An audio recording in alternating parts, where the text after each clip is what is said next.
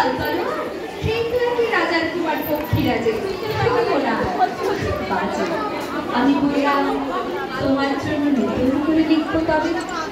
সে বলল সত্যি লিখবি? বেশ, তাহলে মস্ত করে লিখতে হবে, মনে থাকবে লিখলেই কিন্তু আমায় দেবে। আমি বললাম তোমার জন্য লিখতে পারি এক লিখতে লিখতে লেখা যখন সবে মাত্র 2-4 পাতা, হঠাৎ তখন ভূত চাপলো মাথায়। খুঁজতে খুঁজতে চলে গেলাম ছেলেবেলার মেঘের মাঠে। গিয়ে দেখি চেনামুক্ত একটিও নিয়ে তল্লাটে। একজনকে মনে হলো এর মধ্যে অন্যরকম। এগিয়ে গিয়ে বলি তাকে, তুমি কি সেই বেগবালিকা? তুমি কি সেই? সে বলেছে মনে তো নেই, আমারও মনে তো নেই।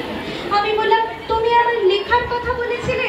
সে বলল সঙ্গে আছে, ভাসিয়ে দাও গায়ের ছিলে। আর হ্যাঁ শোনো, এখন আমি মেঘ নই আর, সবাই এখন বৃষ্টি বলে ডাকে আমার।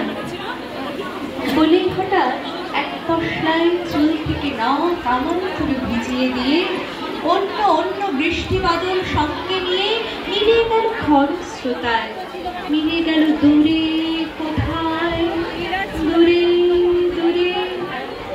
বৃষ্টি বলে ডাকে আমায়, বৃষ্টি বলে ডাকে আমায়। আপন মনে বলতে বলতে আমি কেবল বসে রইলাম, ভিজে একসা কাপড় জামায় গাছের তলায় বসে রইলাম।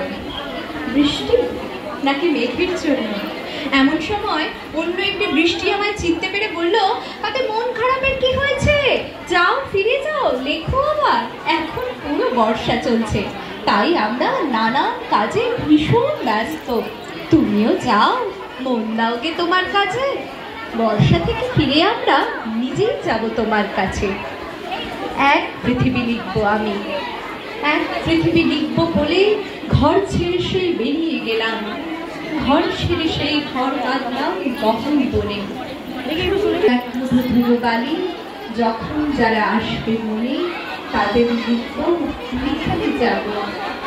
এক পৃথিবী স্বপ্ন দেখার সাধ্য থাকবে যে কথা, সেই কথা আমার একা। ঘাড় গুজে লিখতে লিখতে, ঘাড় গুজে রাত লিখতে লিখতে, মুছেছে দিন মুছেছে রাত, যখন আমার লেখার হাত অসার হলো। তাকিয়ে দেখি কঠোর কি মাস সাল হিসেব করি। লেখার দিকে তাকিয়ে দেখি এক পৃথিবী খাতাও শেষ করিনি। সঙ্গে সঙ্গে ঝমঝমিয়ে বৃষ্টি এলো খাতার উপর।